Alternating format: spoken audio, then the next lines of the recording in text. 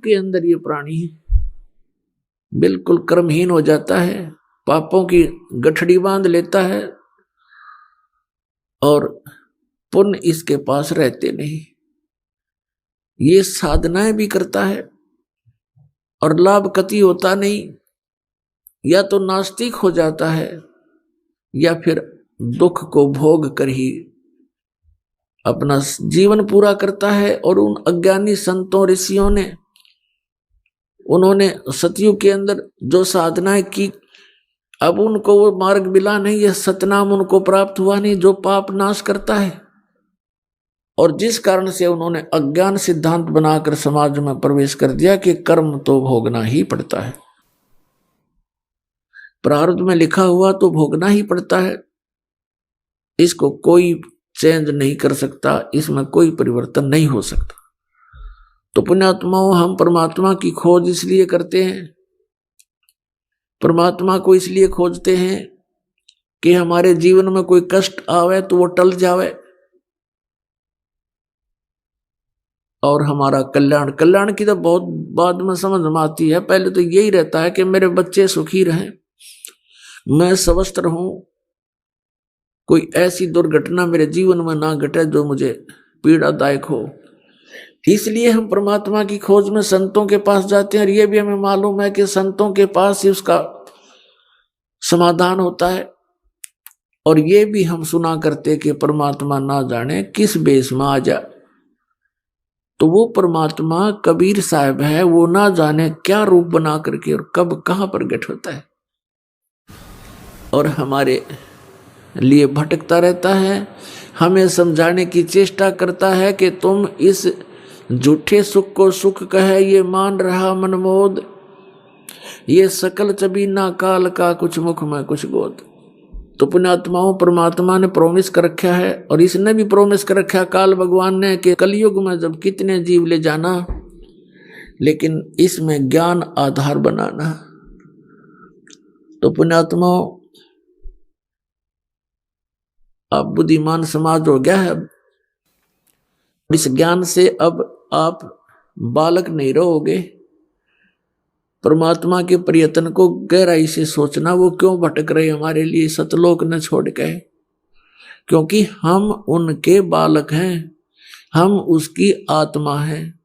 और इनको काल इसलिए परेशान कर रहा आप जी को कि जितना मैं इनको सताऊंगा उतना ही वो दुख पाएगा।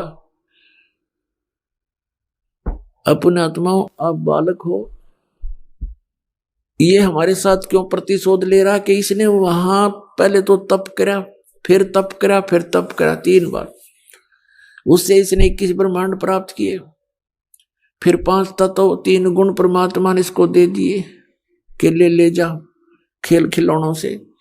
फिर हम इस पर आसक्त हो गए, हम परमात्मा को भूल गए, अपने भगवान से मन हटा लिया, जो हमें सब सुविधा सब सुख देवा था उससे मन हटा करके एक हीरो की तरह हम इसको चाहने लग गए, जिस कारण से हम भगवान के दिल से उतर गए।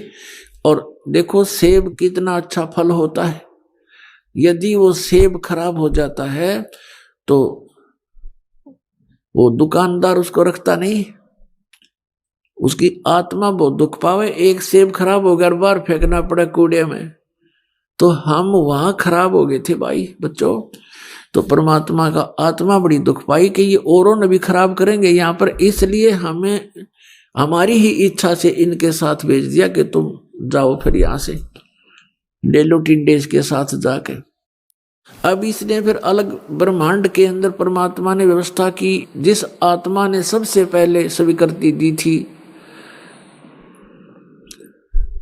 इस काल के साथ आने की, उसको एक लड़की रूप बनाया जिसको अब दुर्गा कहते हैं। उसके अंदर हम सभी को बीज रूप में भर दिया और उसको शब्द शक्ति दे दी कि बेटी तू जितने जीव कहे यू काल उत्पन्न कर देना, वचन से बोल देना, उतने प्रकट हो जाएंगे। पुण्यात्माओं, हम अज्ञान को सुन सुनकर स्थान स्थान पर हमारा माइंड, हमारा मन अड़ जाता है कि ये कैसे हो सकता है। जैसे एक समय ऋषि वाल्मीकि जी ने एक कुसा से डाब से पुत्र बना दिया था सीता के लिए और पालने में लुटा दिया बना करके। सीता जब कपड़े धोकर आई तो पुत्र को देखकर पूछा, पिताजी ये पुत्र किसका है? बेटी क्या बात, आपका नहीं है? कि मैं तो पुत्र को साथ लेकर गई थी कपड़े धोने के लिए। ऋषि जी ने सोचा था कि लड़की के बच्चे को कोई उठा ले गया है, जंगली जानवर वारो रो मर जाएगी, इसलिए उसने एक लड़का उत्पन्न कर दिया है जिसका नाम कुश रखा। और लव सीता से उत्पन्न हुआ था श्री राम के सहयोग से। तो कहने का भाव ये है कि उस ईश्वरीय शक्ति को थोड़ी बहुत संग्रह करके ये ऋषि लोग भी चमत्कार दिखा देते हैं, और वो तो परमात्मा के पास तो ये चमत्कार थोक के भाव के हैं। तो ये अलग ब्रह्मांड में जब रखा तो दुर्गा के साथ इसने दुर्व्यवहार करना चाहा। दुर्गा ने इसे बहुत प्रार्थना की कि मेरे से ये जुल्म ना कर, तू मेरे पास वचन शक्ति है, मैं जितने जीव तू कहेगा मैं उत्पन्न कर दूंगी। पिता ने वचन दे रखा, इसने नहीं माना, बकवाद करी, उसके साथ जोर जबरदस्ती करनी चाहिए तो लड़की ने उसके पेट में शरण ले ली सूक्ष्म रूप बना के।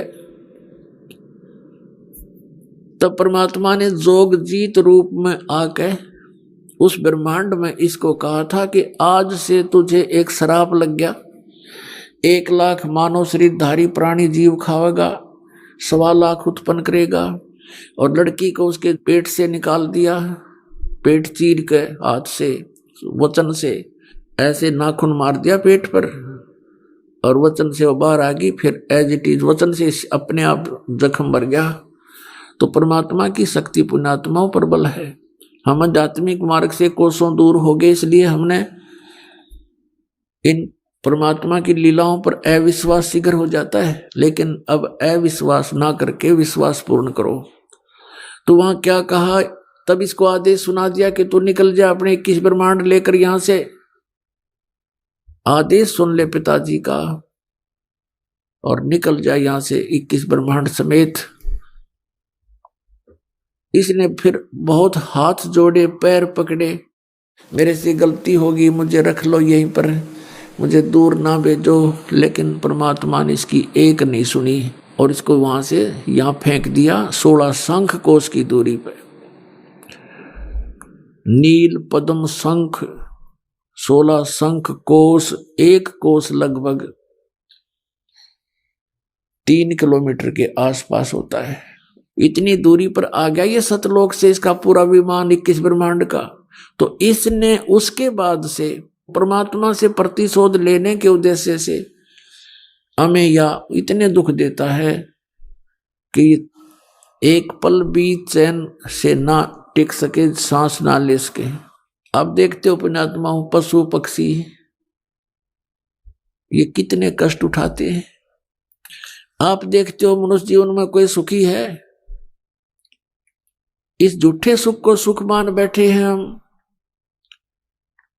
और परमात्मा हमें याद दिलाते हैं आकर के कि तुम काल के जाल में हो। आप जी को इसने मिसगाइड करके इतना ही सीमित कर दिया आपकी बुद्धि को, संतानों उत्पत्ति को ठीक कर लेना, सारा जीवन ये सोच करके बुढ़ापे में सुखी होऊंगा मैं, बुढ़ापे में मेरा जीवन ठीक कट जाएगा, बढ़िया कोठी बना दूं, बच्चों को सुखी कर दूं, गनाए धन बना दूं। अपने आत्मा बुढ़ापे तक, पहली तो ये बात है कि बुढ़ापे तक आप रहोगे कि ना रहोगे, वृद्ध अवस्था तक। और वृद्ध अवस्था होने के बाद फिर सुख कहां से? वृद्ध अवस्था में सपने में भी सुख नहीं। तो हमारी सारी ही सोच इस टाइप की थी जो हमें केवल दुख दे सकती है, सुख नहीं। बुढ़ापे में कभी तो जाड़ पड़वानी, कभी आंख बनवानी, और कभी कोई बच्चा कुछ बोल रहा है, कोई पुत्र वधू कुछ कह रही है, कहीं पौत्र को कोई गड़बड़ होगी, कहीं पौत्री का गड़बड़ होगी, कोई देवता मर गया, कोई देवती मर गई। तो ये सब कष्ट उस व्यक्ति को होते हैं जो वृद्ध अवस्था प्राप्त कर चुका है। और सोचा नहीं होता बुढ़ापे में सुखी हो जाऊंगा, इब तो धंधा करके बच्चा ने पाड़ पोछ दूं। तो पुण्यात्मा बुढ़ापे में तो जिए जानेगा जिसा सुख होगा तुम्हें। तो इसलिए परमात्मा हमें याद दिलाते हैं कि जिस प्रोसेस में आप अपना सारा जीवन न्यौछावर किए बैठे हो, ये आपकी महाभूल है। इसके साथ साथ और भी कार्य आपका एक अनिवार्य है, वेरी इंपॉर्टेंट है, उसको तो आपने शुरू ही नहीं किया। अब जैसे हम देखा करते थे, बुजुर्ग आपस में बैठ कर बतलाया करते थे, क्या कहते थे, और भाई कुशल हो, तो वो कहता था मौज हो रही है, कत्ती ठाठ हो गए, 2 बेटे थे 2 बेटी, सबका विवाह कर दिया, पुत्र पर भी पुत्र हो गया, पुत्रियों पर भी पुत्र हो गए, और बस मेरा तो जीवन सफल हो गया। अब बेशक ठा ले भगवान मने, मुझे बेशक उठा ले परमात्मा, मेरा काम पूरा हो गया। अब इस तत्व ज्ञान की रोशनी में पता चला कि खाक पूरा हो गया तेरा जीवन। जीवन कहां से सफल हुआ, जीवन तो बर्बाद हो गया आपका। और जो कुछ भी आपको प्राप्त हुआ ये तो पूर्व प्रारब्ध में आपका लिखा हुआ था, आपका किया हुआ नहीं, आपका चाहा हुआ नहीं। जैसे संतान होते ही एक ऐसी हमारी मन में काल ने ऐसी प्रेरणा कर रखी है कि हे भगवान, बच्चा हो और पुत्र हो, पहला पुत्र हो फिर पुत्री वैश्य को जा, ऐसी टेंडेंसी श्लोक वेद से हमारी बनी हुई है जो बिल्कुल व्यर्थ है। अब विवाह हुआ, प्रथम लड़की होगी, फिर सोचा है भगवान दूसरा तो पुत्र होना चाहिए, दूसरी भी कन्या होगी, फिर कहा हे भगवान तीसरा तो पुत्र हो, तीसरी भी कन्या होगी, चौथी आशा पुत्र की थी, चौथी भी कन्या, पांचवी भी कन्या होगी। तो क्या आपका किया हुआ या आपका चाहा हुआ?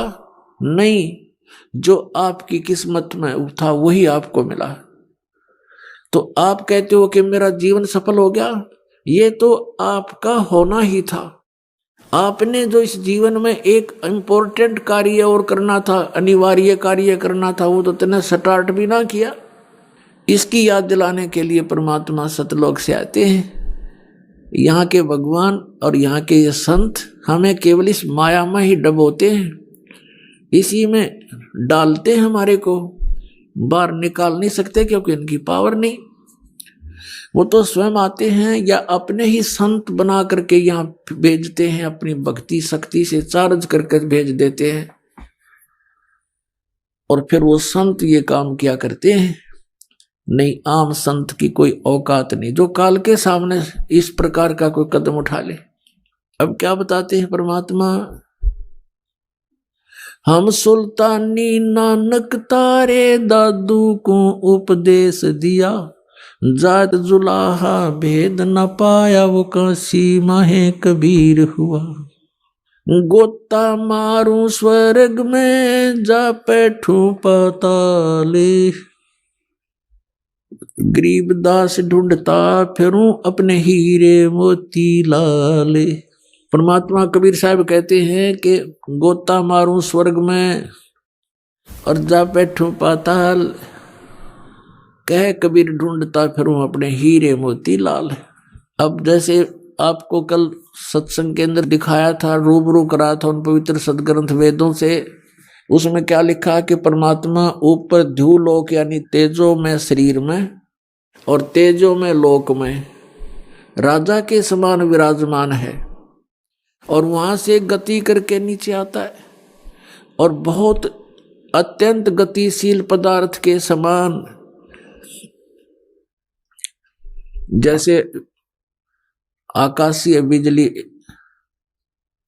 गिरती है नीचे बहुत स्पीड से, ऐसे परमात्मा सतलोक से गमन करके चल के यहां आते हैं। तो वो परमात्मा अच्छी आत्माओं को मिलते हैं, उनको उपदेश करते हैं, तत्व ज्ञान से परिचित कराते हैं, अपने से परिचित कराते हैं। तो उन महापुरुषों ने जो ज्ञान दिया वो परमात्मा से प्राप्त ज्ञान दिया। उनमें से इब्राहिम सुल्तान अधम भी एक महापुरुष हैं। इब्राहिम सुल्तान अधम ये कौन थे? एक बल्ख नाम का शहर है, बल्ख बुखारा, इराक के अंदर, और वहां का एक इब्राहिम सुल्तान अदम नाम का एक मुसलमान बादशाह था। पूर्व जन्म के संस्कार से उसके इतने ठाठ कर रखे थे, भगवान ने 18 करोड़ घोड़े खरीद रखे थे। पुण्यात्मा, जब तक इस प्राणी को तत्व ज्ञान नहीं होता, यहाँ के ये कंकर पत्थर जोड़ने में ही लगा रहता है। उसने कहते हैं 16,000 औरतें से विलास करता था, 18 करोड़ घोड़े। गांव में पहले यदि एक घोड़ा किसी के पास होता तो बहुत बड़ा वो वहां का ठाकुर माना जाता था, बड़ा रईस व्यक्ति माना जाता था जो घोड़े पर चलता था, एक घोड़े पर।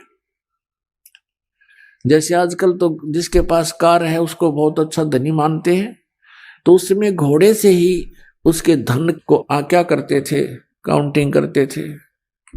तो इस प्रकार 18 करोड़ घोड़े उसके पास, और ऊंट 8 तक गिनती नहीं, बहुत गिने थे।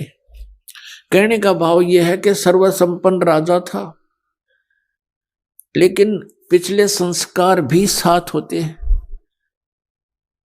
अब वो चाहे कितने ही सुख को प्राप्त है, लेकिन परमात्मा की चाह आत्मा को फिर भी बनी होती है। एक दिन वो सो रहा था ऊपर अपने महल की छत पर, गर्मियों के दिन मौसम था। परमात्मा कहते हैं सो चल सीधर मैं करूं अपने जन के काज। तो वहां कहीं पड़ोस में थोड़ी सी दूरी पर एक सत्संग हो रहा था। आप आरती, आप साजे, आप किंगर, आप बाजे, आप ताल झां जनकारा, आप नचाप देखण आ रहा। आप साधु संत बनकर उस राजा के महल से थोड़ी सी दूरी पर किसी गरीब के घर पर सत्संग कर रहे थे, ऊंची ऊंची आवाज में सुना सुना कर। और बात तेरे काम न आवे, संतों शरण लाग रे, के सोवे गफलत में बंदे, जाग जाग नर जाग रे, जाग जाग नर जाग रे। और बात तेरे काम न आवे, संतों शरण लाग रे, के सोवे गफलत में बंदे, जाग जाग नर जाग रे, जाग जाग नर जाग रे। तन सरायम जीव मुसाफिर, करता रहे दिमाग रे, तन सरायम जीव मुसाफिर, करता रहे दिमाग रे। रात बसेरा कर ले डेरा, चले सवेरा त्याग रे, चले सवेरा त्याग रे। और बात तेरे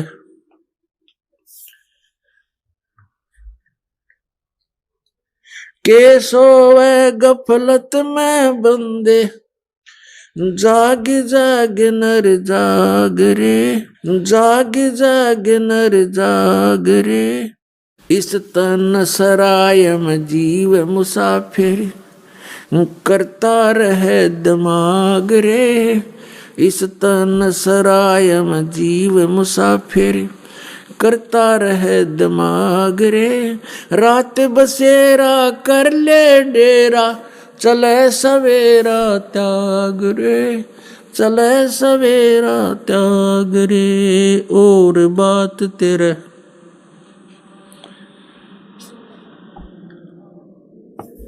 के सोवे गफलत में बंदे, जाग जाग नर जाग रे। उमदा चोला बण्या अमोला, लगे दाग पे दाग रे, उमदा चोला बण्या अमोला। लगे दाग पे दाग रे, 2 दिन की गुजरान जगत में, क्यों जले बिरानी आग रे, जले बिरानी आग रे। और बात तेरे के सोवे गफलत में बंदे, जाग जाग नर जाग रे, जाग जाग नर जाग रे। अरे सुमरे सो हंस कवावे, ये कामी क्रोधी कागरे। अरे सुमरे सो हंस कवावे, कामी क्रोधी कागरे। बोरा न भर में विष के वन में, चल बेगम पूरी बाग रे, चल बेगम पूरी बाग रे। और बात तेरे काम न आवे, संतों शरण लाग रे, के सोवे गफलत में बंदे। भाई शब्द सैन सतगुरु की पिछाणी, पाया अटल सुहाग रे। शब्द सैन सतगुरु की पिछाणी, पाया अटल सुहाग रे। नितानंद महबूब गुमानी, परगटे पूर्ण बाग रे, परगटे पूर्ण बाग रे। और बात तेरे काम न आवे, संतों शरण लाग रे, के सोवे गफलत में बंदे। पुण्यात्मा परमात्मा कबीर परमेश्वर जी अपनी प्यारी आत्मा को काल के जाल से निकालने के लिए कितना संघर्ष करते हैं। उसके लिए परमात्मा ने ज्ञान को ही आधार बनाया है। इब्राहिम सुल्तान अधम बहुत ही अच्छी आत्मा का व्यक्ति था। परमात्मा की खोज में, अल्लाह की चाह में साधु संतों से बहुत प्यार करता था। उसको जहां भी कोई संत मिल जाता या किसी संत की महात्मा की वो चर्चा सुनता, या तो उसको अपने पास बुला लेता था या स्वयं दर्शनार्थ चला जाता था। अपने आत्माओं काल ने तो ऐसा कर रखा हमारे साथ, ये नकली संत, नकली पंथ और डुप्लीकेट ज्ञान सुना के कि इनको नास्तिक बना दूं। एक संत के ऊपर वो बहुत विश्वास किया करता था और वो इब्राहिम सुल्तान उस फकीर के पास बहुत ज्यादा उसके पास जाता था या उसको अपने पास बुलाता था, खूब दक्षिणा दिया करता था और वो एक नंबर का पाखंडी था। एक बार राजा ने, क्योंकि वो बहुत धनी व्यक्ति था, बहुत धनी राजा था, वो जूते जो होते हैं, जूती पहना करते, पहले आप जूते कहने लगे उन्हें, उन जूते होते थे, जो जूती थी, एक जूती की कीमत 1.25 लाख रुपए थी। उस समय का तो 1.25 करोड़ हो गए एक जूती की कीमत। उस जूतों के ऊपर हीरे, पन्ने, जवाहरात, मोती सब जगह उसमें गठे होते थे। एक उस राजा ने एक अंगूठी बनवाई जो बहुत कीमती थी, सोने की, उसके अंदर हीरे, मोती और ये इस तरह के कुछ नग लगवा रखे थे, बहुत ऊंची, अच्छी, चौड़ी। अब उस संत की वो बहुत आदर करता था, विश्वास किया करता था एक फकीर पर। वो डुप्लीकेट ठग था। उसने राजा की अंगूठी देखी, जूते तो मैं छुपा नहीं सकता, अंगूठी कैसे ले सकता हूँ। उसने वैसी ही अंगूठी एक डुप्लीकेट बनवा ली, पीतल की, मिलती जुलती कती, और राजा से कहा कि राजा आज नौका विहार करते हैं, मेरे साथ चलो। राजा तुरंत तैयार हो गया, फकीर का आदेश मानकर। नाविक नौका चला रहा है, राजा और फकीर उसके ऊपर कुर्सी पर बैठे हैं। अब फकीर ने कहा कि राजन, ये अंगूठी कैसी बनवा ली, कैसी है, दिखाना मुझे। अंगूठी कब बनवाई? कि जी अभी बनवाई है, कुछ दिन हो गए। कई बार पहन लिया, आपके ध्यान नहीं गया, देखो देखो निकाल कर। राजा ने कहा देखो देख लो, देखो ऐसी है। अब वो तो डुप्लीकेट था, उसने लेकर ऐसे और कहा, उसने क्या कहा कि हम फकीरों के क्या काम ये अंगूठी। अब वो ओरिजिनल पर देखता रहा और कहा देखो राजा ये इधर क्यों जा रहा नाविक तू। तो राजा का ध्यान उधर हुआ, वह डुप्लीकेट निकाल ली, वह डाल लिया, हाथ में ले ली और कहा राजन अंगूठी तो बहुत अच्छी है पर साधु संतों के क्या काम की, जल में फेंक दी। अब राजा ने सोचा भाई बड़ा त्यागी विरागी महात्मा, इसको तो संसारिक धन से भी कोई लगाव नहीं है, और ज्यादा आस्था होगी इसमें। फिर खूब वो दान दे राजा, रो कर नहीं हमें क्या जरूरत है, हमें क्या जरूरत है, कोई नहीं दे दे हम लगा देंगे, इधर भंडारा कर देंगे। अब नाट्य भी ले भोली आत्मा जो होती है वो श्रद्धालु, वो केवल अपने स्वभाव का ही प्रयोग करते हैं, सामने वाले की बकवादों पर ध्यान नहीं देते। इसका दुरुपयोग किया इन लोगों ने, नकलियों ने। तो कुछ दिनों के बाद क्या हुआ, फकीर के और चेले की आपस में बिगड़ गई, जिसने वह अंगूठी बनवाई थी नकली, उनकी आपस में कहा सुनी होगी, बात बहुत बढ़ गई और चेला उससे अक्षुब्ध होकर के उसने मंत्री से संपर्क किया, राजा के मंत्री से, कि ऐसे ऐसे इसने राजा के साथ धोखा किया है, ये धोखेबाज ठग व्यक्ति है। वो अंगूठी जो इसने जल में फेंकी थी वो डुप्लीकेट थी, मैंने इसको बनवा कर दी थी, इसने मेरे से बनवाई थी। ये बात फकीर ने राजा के सामने डरते डरते कही कि कहीं राजा नाराज ना हो जा के साधु संतों के बारे में ऐसे नहीं बोलना चाहिए।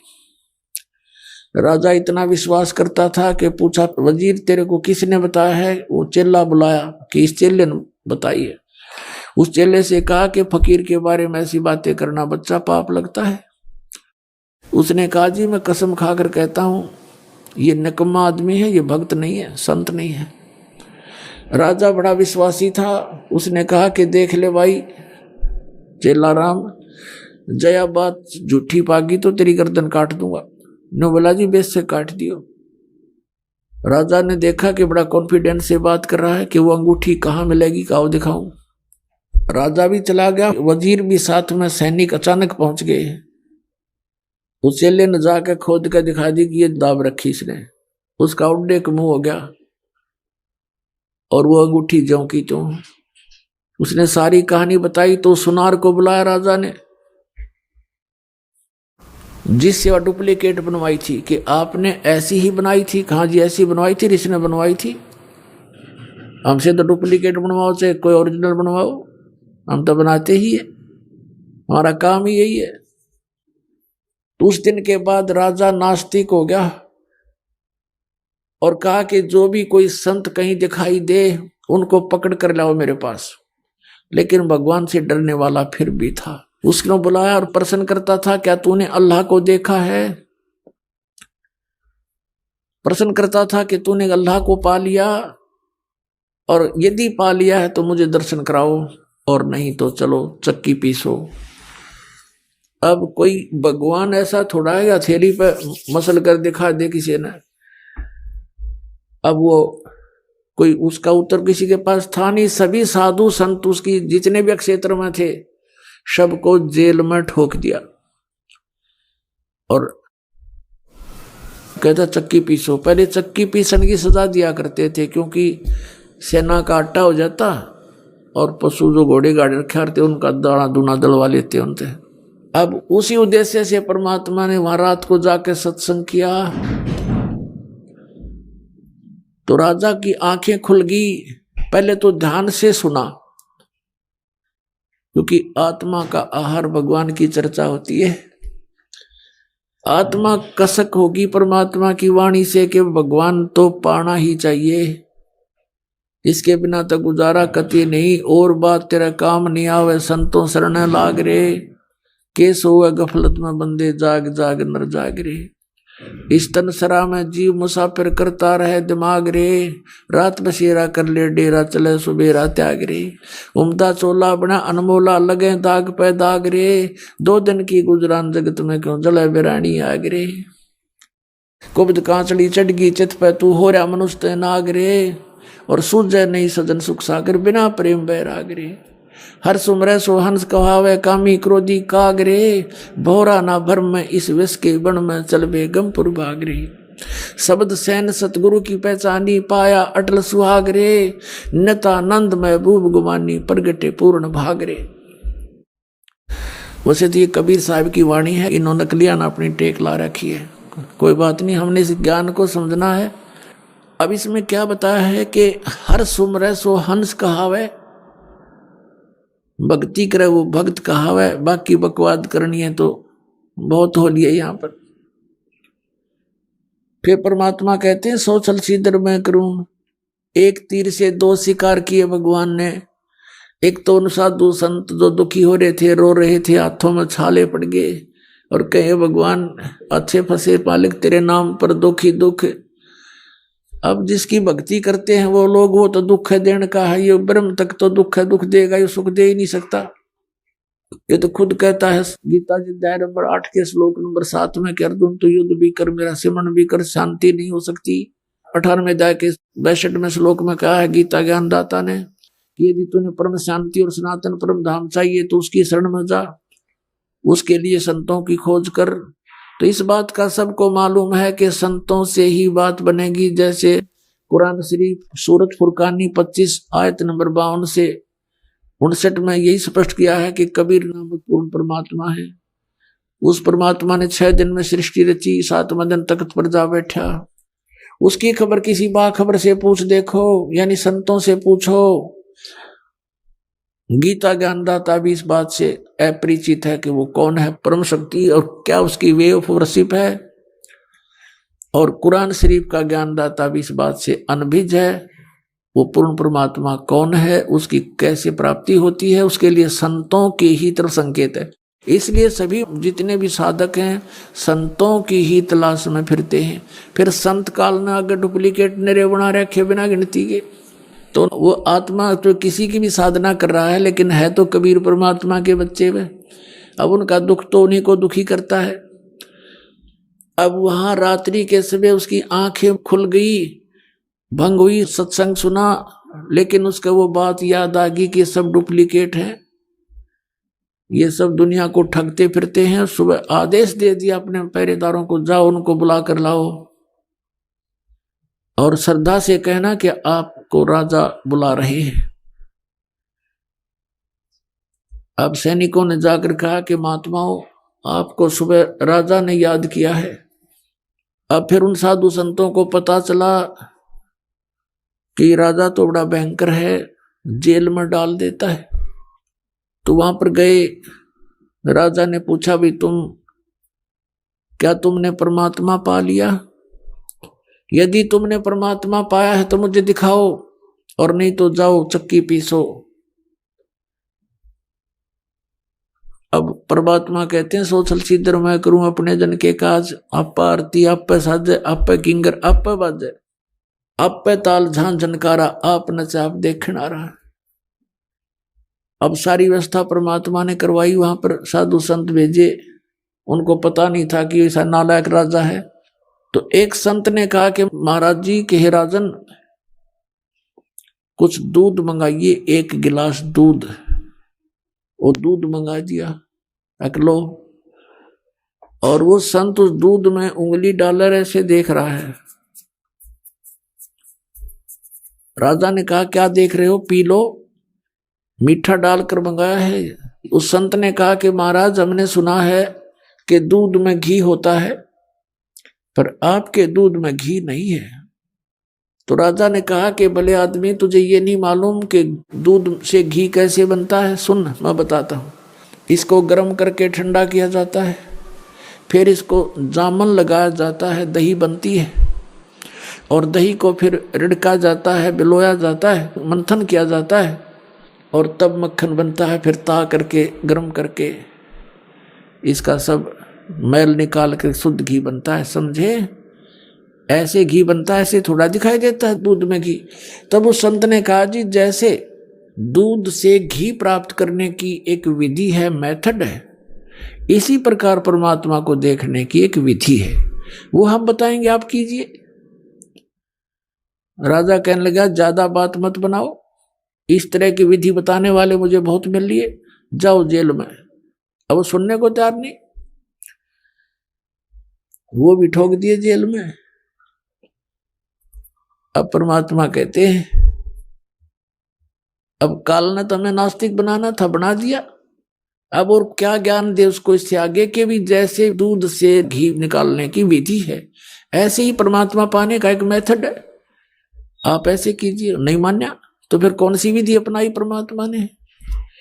हम कारवान हो आए, मैलों पे ऊंट बताए।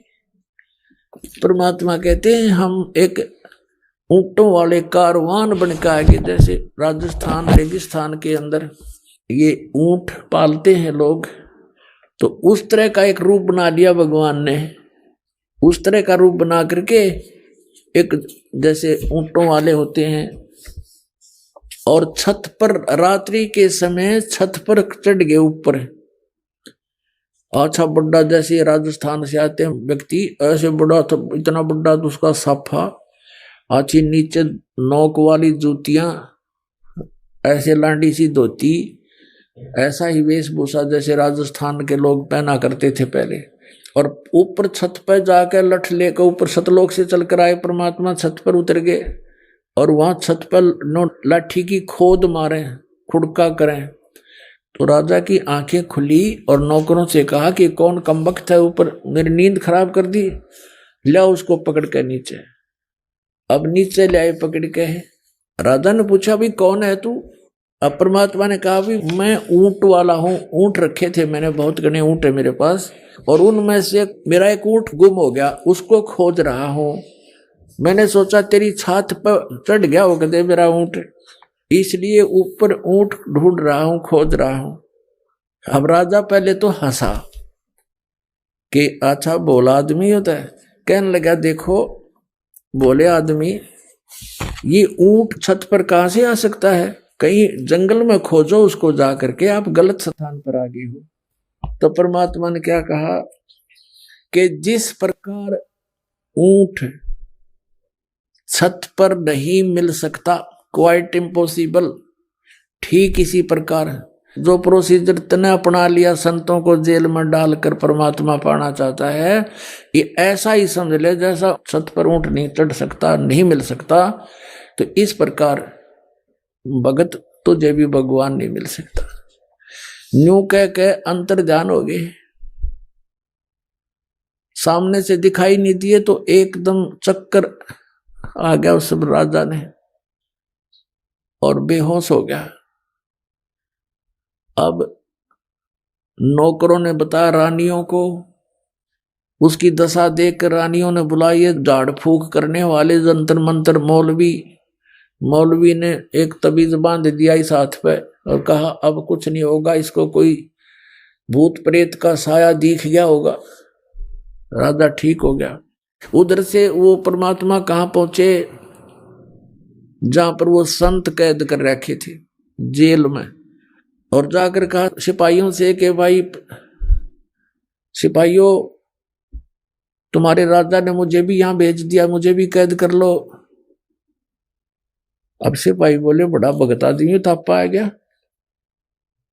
महात्मा दिखा ही था, जरूर भेजा होगा महात्मा का, तो खोजते फिरे थे वैसे पाई, अच्छा हो गया हमने खोजना ना पड़े, और पकड़ कर वहां अंदर कर दिया परमात्मा जेल में, चल बहुत अच्छा हो गया, तो गीता आ गया यहाँ से हमने मरवा होगा।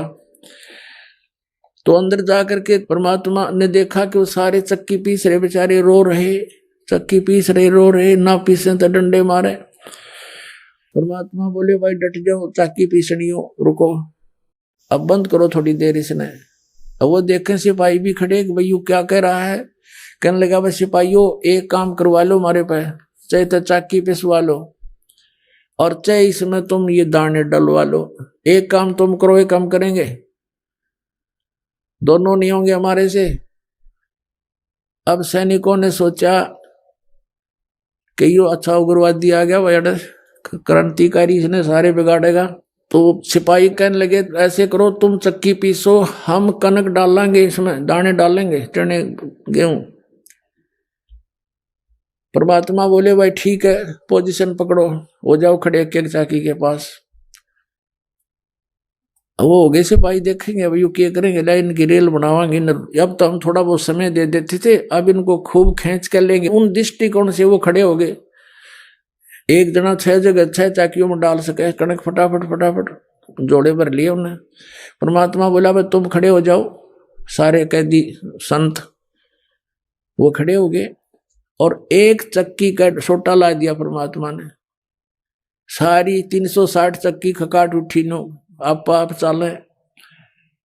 अब परमात्मा बोले ले भाई तुम डालने जाइयो और पीछे जाइयो। बंदी छोड़ कबीर साहेब की जय हो।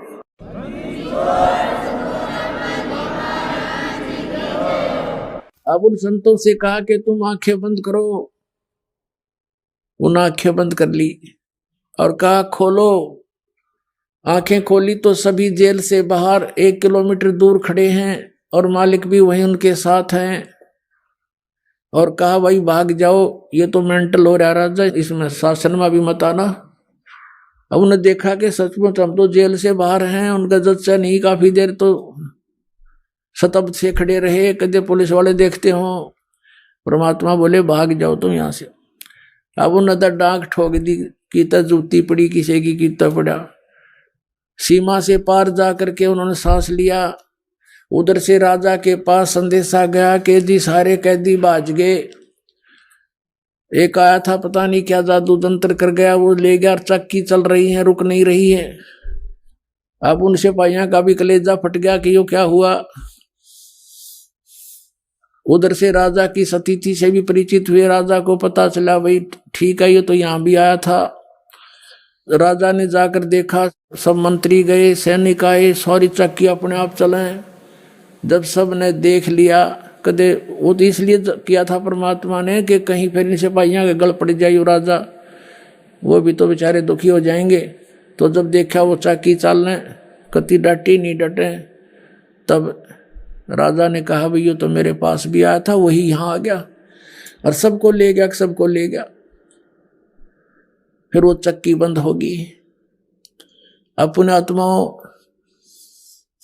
कुछ दिन के बाद परमात्मा ने क्या किया, एक मुसाफिर रूप बनाकर, यात्री रूप बना करके, पहले पैदल चला करते थे, अपना रास्ते के कपड़े वपड़े साथ रखते थे और रास्ते में जाकर के धर्मशालाओं में सराय बोला करते थे, उनको सराय धर्मशाला, उसमें रात्रि व्यतीत करके सुबह चल पड़ते थे। एक मुसाफिर रूप बनाकर, एक यात्री रूप बनाकर काख में एक छोटी सी पोटली ले रखी थी कपड़े की, और ऐसे मैले कुचले से कपड़े जैसे आम ग्रामीण रहा करते थे। और राजा के रेजिडेंस में पहुंच गए शाम के समय। राजा के रेजिडेंस में सीधा जा खड़ा, और जहां राजा बैठा था इब्राहिम सुल्तान अदम, और उसे कहने लगा रे भाई सराय वाले, एक कमरा किराए पर दे दे, रात न रुकूंगा। राजा उसके मुंह की तरफ देखा, यू कीता आ गया मेंटल यहाँ पे। राजा देखता है कि कौन है तू, कहां से आया? कि भाई मैं उस गांव से आया हूं और मैंने आगे जाना है, मैंने रात काटनी है, कमरा बता और उसका किराया बता दे, मैं यहां रुकूंगा। तो राजा हंसा, कहने लगा रे बोले आदमी, तुझे ये सराय दिखाई देती है? ये राजा का महल है, मैं राजा हूं, इब्राहिम सुल्तान नाम है मेरा। बोले आदमी तू कहां आ गया यहां पर? तो परमात्मा ने कहा कि आपसे पहले इस महल में कौन था, कि मेरे पूर्वज थे, मेरे माता पिता। उससे पहले कौन थे? हमारे दादाजी। उससे पहले दादाजी के पिताजी। उससे पहले कौन थे? कि उनके मेरे चौथे दादाजी। वो कहाँ गए भाई सब? कि वो तो अल्लाह खुदा को प्यारे हुए। तो बेटा तू कितने दिन रहेगा इसमें? ये सराय नहीं तो तू महल बांधता है इसको। यूं कहते ही अंतर ध्यान हो गए भगवान। परमेश्वर कबीर साहब जी सतलोक से आते हैं, ऐसे लीला के चले जाते हैं। नानक साहब जी कहते हैं, नीच जात परदेसी बेरा खिना आवे तिल जावे, अर्जा की संगत नानक रहंदा कैसे मुंडा पावे। कैसी इसकी लीला का अंत पाऊं, तो 1 मिनट में यहाँ, 1 मिनट में सतलोक में, 1 सेकंड में यहाँ, 1 सेकंड में वहां देखूं। अब क्या होता है, राजा बेहोश हो गया। मंत्रियों ने फिर जंतर मंतर करनी, मौलवी काजी बुला लिए। दूसरे ने दूसरे बाजू का तबीज बांध दिया और कहा अब कुछ नहीं होगा, बड़ा पहुंचा हुआ मौलवी है। अब कुछ दिनों के बाद परमात्मा ने क्या लीला की, राजा दिन के समय उसने एक बाग बनवा रखा था, 9 लखा बाग, 9 लाख पेड़ पौधे, फलदार वृक्ष, सुंदर वायु, अच्छा एटमॉस्फेयर वहां होता था, फूल फल लगे होते थे। तो वहां दिन में रेस्ट किया करता था 2-3 घंटे।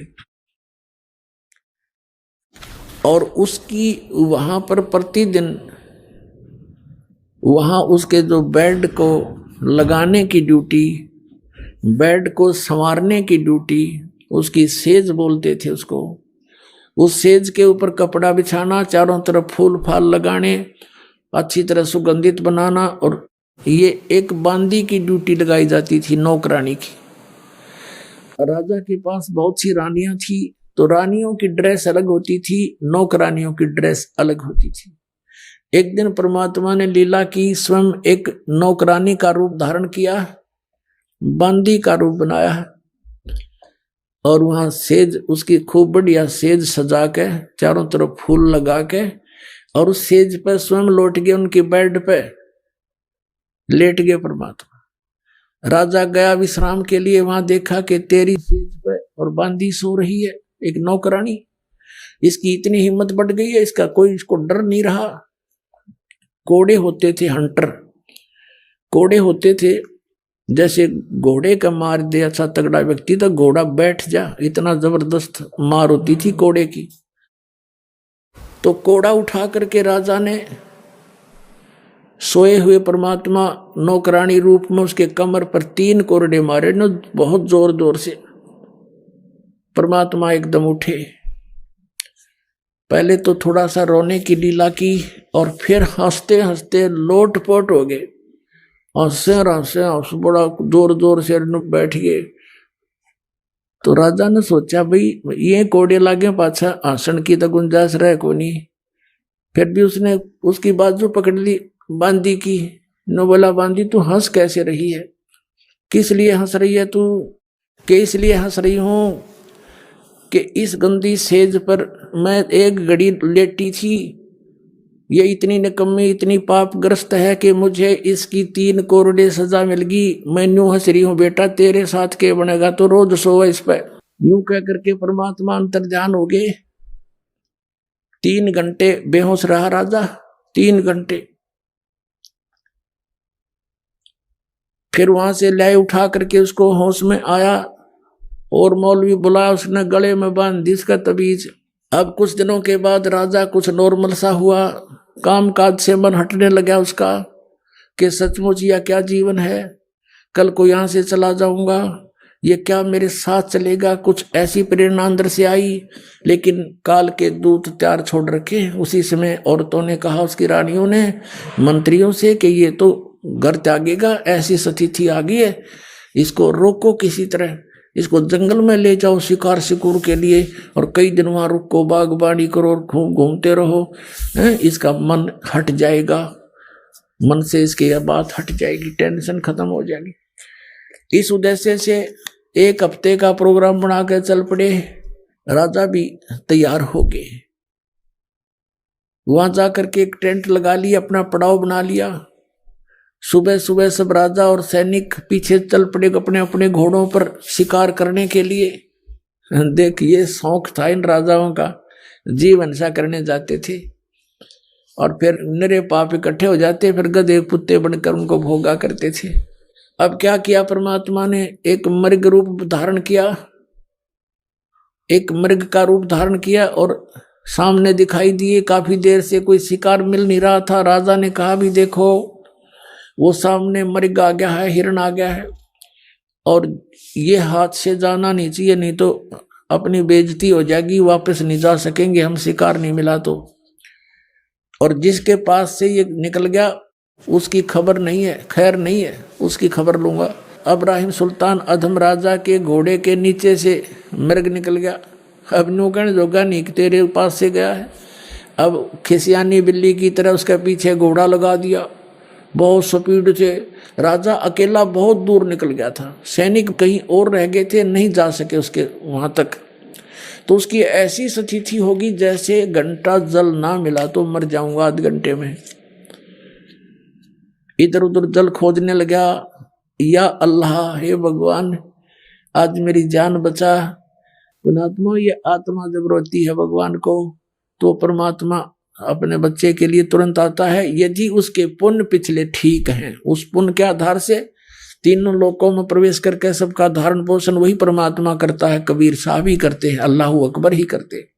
अब क्या रचना रची परमात्मा ने, थोड़ी सी दूरी पर एक सुंदर बगीची, उसमें फलदार वृक्ष, बहुत सुंदर फल से लदपद वृक्ष, और एक तालाब छोटा सा बनाया, एक कुआं बनाया, और एक झोपड़ी, एक हट बनाई अपनी शक्ति से, और 3 कुत्ते लेकर, 3 कुत्ते सुंदर वाले बढ़िया बढ़िया से बेलों से बांध रखे तीनों कुत्ते, और एक साधु रूप बनाकर परमात्मा बैठ के, जैसे कोई फकीर रहा करते हैं सात जंगलों में।